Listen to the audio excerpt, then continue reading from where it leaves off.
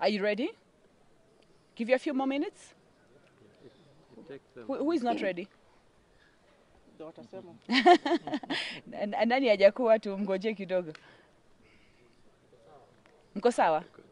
Okay, so good morning, and today we have a very important press statement to make. We are standing here, Secretary Generals of NASA partner parties who form the coalition of NASA. We have very, very key messages to make and put out there about the events that are taking place in the country that are critical and I think that need to be discussed from this particular forum. I want to introduce myself. My name is Dr. Agnes Zani, Secretary General of ODM. Good morning. I'm Judith Sijeni, Deputy Secretary General, Wiper Democratic Movement, Kenya. Good morning. I am Mohamed Gulait, Chairman of Chama cha Mashinani CCM. Good morning. My name is Godfrey Osotsi. I am the Secretary General of Amani National Congress. Thank you. So on behalf, I would like to read the statement on behalf of my colleagues. But before I do that, please receive apologies from Honorable Eseli, who is the Secretary General of Ford Kenya. So I will read the statement. After that, my colleague will explain a few points. Ladies and gentlemen of the press, good morning. Welcome to today's briefing. This is a joint statement by the SGs of partner parties in the NASA coalition.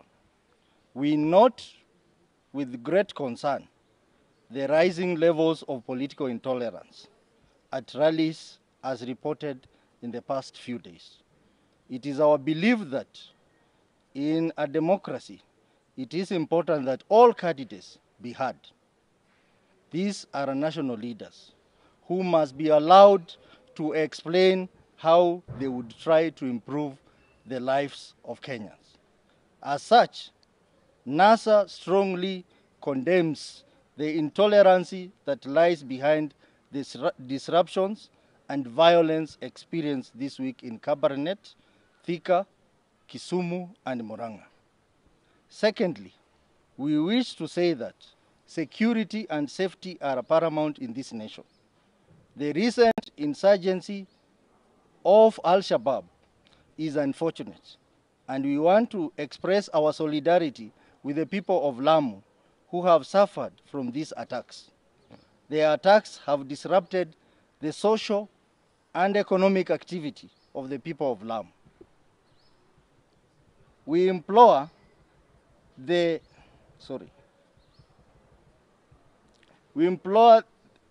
government to employ its full resources to the restoration of peace and security in this region.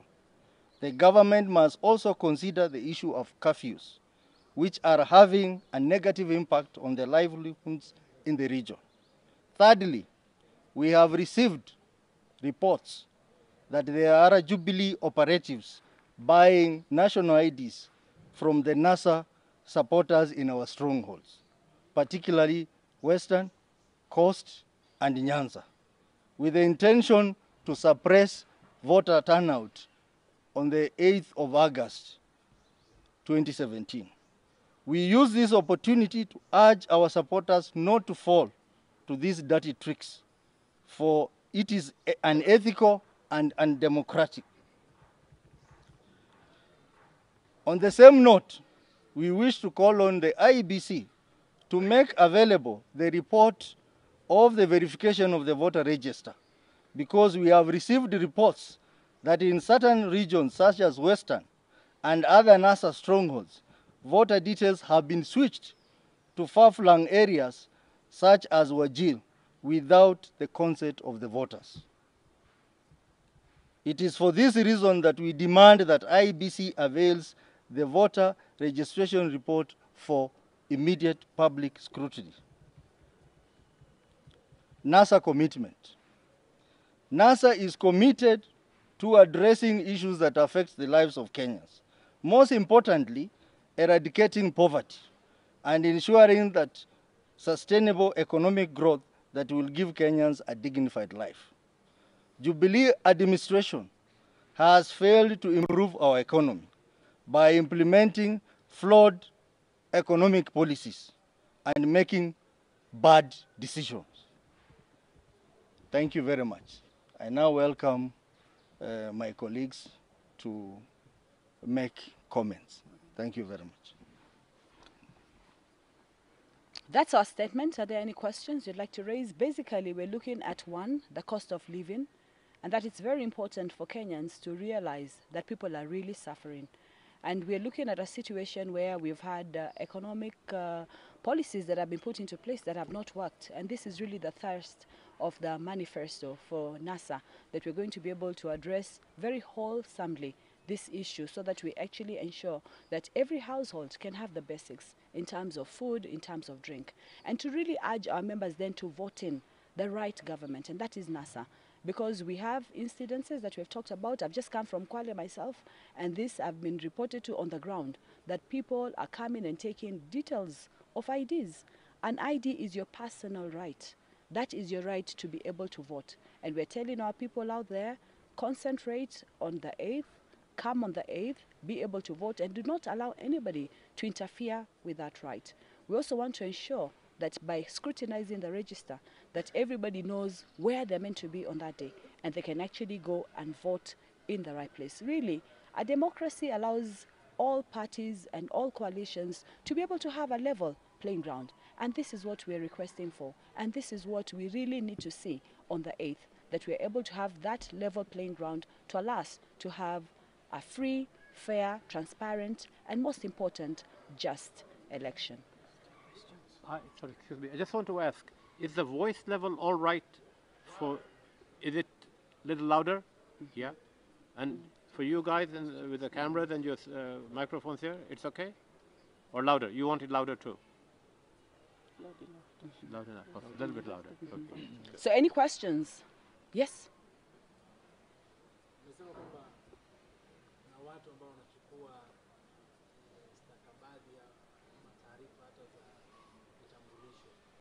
Ikiwa unawatambua ni hatua kama gani hivi imependekeza hiyo tume mbinu gani?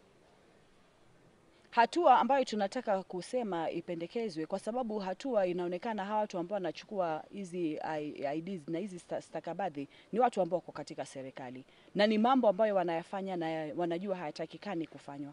Kwa hivyo sisi tunawaambia kwanza ni makosa kufanya hivyo, lakini pili, yule mwananchi pia ana nguvu, ambapo akiulizwa atoe ile stakabadhi anaweza akakataa na aseme nahitaji hino stakabadhi, kwa sababu akifika pale bila stakabadhi hataweza kupiga kura, na asipopiga kura atakuwa na miaka 5 nyingine ambayo atakuwa anaangalia maisha yakiendelea kuzorota, na alikuwa na ile nafasi. Kwa hivyo tunaelimisha na tunawaambia kwanza ni makosa, wajue ni makosa, na hao pia waweze kujeka hata katika vikundi na walete pamoja, kwa sababu hata sasa wakizungumza ni sisi tunawazungumzia, wanazungumza wakiwa na hofu na uoga kwamba mambo haya yanafanyika, na sisi kama viongozi tunataka kuitoa nje kinaga ubaga kwa sauti kubwa kusema jambo hili linafanyika na halitakikani kufanyika. Ukishatoa stakabadhi yako utaenda vipi kupiga kura?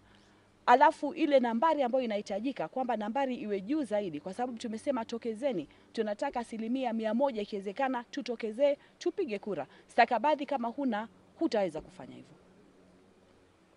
Swali lingine?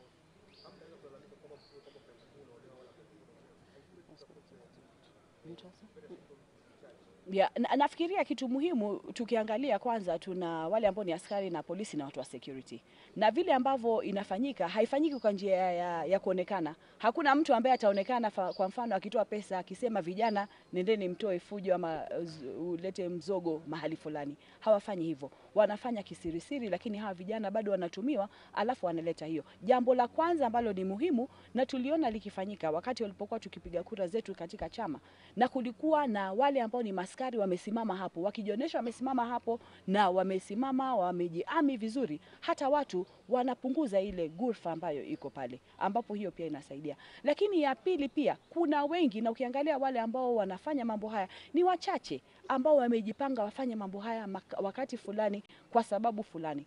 Kwa hivyo tukiambia watu wote kwamba mkiwa mko pale, kwanza angalieni hawa ambao mnaona pengine wameleta vurugu, na mara nyingi wameweza kuambia msifanye mambo kama haya, lakini wakiweza kufanya vile wanaharibia kila mtu, alafu inaonesha kama ambaye ni jambo ambalo limepangwa na watu wengi na saa nyingine limepangwa na mtu mmoja. Kwa hivyo solution ni mambo mawili, vijana wenyewe kwa wenyewe waangaliane, lakini pili pia ikiwa kama kuna askari na watu ambao wamesimama pale, wale ambao wanafanya vurugu wao wenyewe wawe wanachukuliwa hatua hao wenyewe, itasaidia nafikiri kwa mapana na kwa marefu.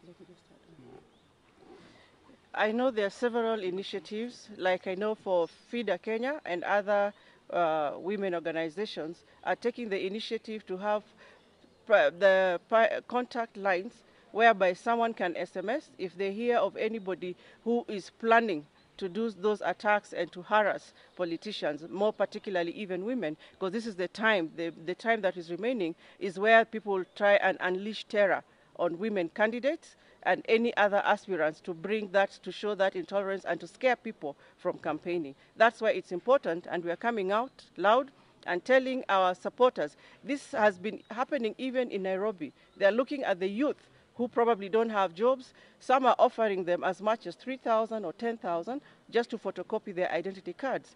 We want to tell them they are being denied their political or constitutional rights to vote and to decide the fate of their future. That's why, as their leaders, we must come out loud and condemn and enlighten them that this is wrong. The help is coming, and once the NASA takes over, we'll be able to address this poverty level that is making them even be enticed to surrender their future. And I also want to add my voice to the condemnation of the violence that we saw in the last 2 days with regard to stoning and heckling political leaders. I want to particularly urge our NASA supporters not to fail, not to fall for this kind of incitement. Sometimes our opposition are the ones who give money and try and disrupt meetings. So we want them not to fall prey and be very careful. We need to show that we are responsible and that this country is changing. The people of the Republic of Kenya now have decided it is time for change. The next government will be formed by the NASA coalition.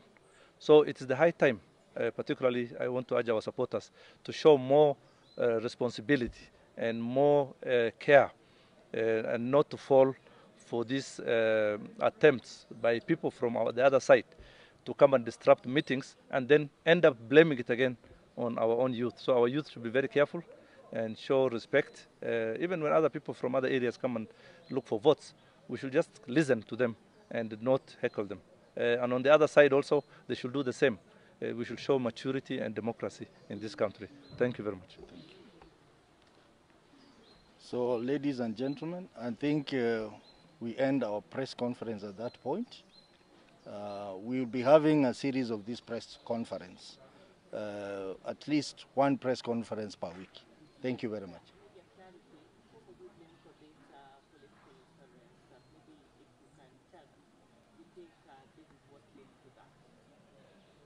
Well, you are well aware that NASA, we have been conducting our campaigns in a very peaceful manner. We have done our campaigns in a peaceful manner. The whole process was triggered in Kisumu when a choreographed arrangement was done, and we suspect by the Jubilee government to try and justify the actions that happened in Baringo. And we are saying that we, as NASA, we will continue doing our campaigns in a peaceful manner, and we are going to areas which are perceived to be Jubilee strongholds. This week we'll be heading to North Rift, and we are going to do our campaigns there.